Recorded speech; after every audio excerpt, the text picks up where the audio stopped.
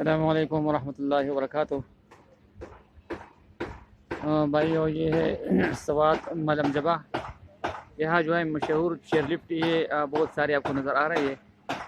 بالکل اس کونے سے پہاڑ کی چوٹی سے لے کر یہاں تک آ جاتے ہیں. اس میں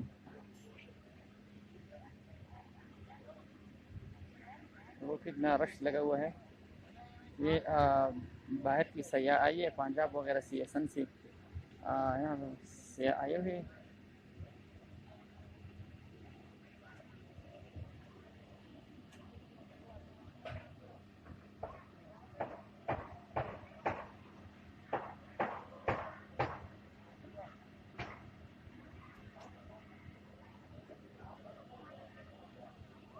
معزز سامعین،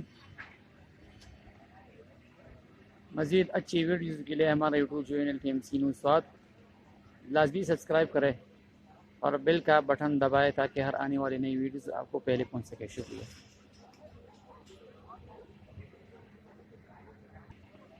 ابھی اسٹارٹ ہونے والا ہے، یہ لوگ جا چکے ہیں.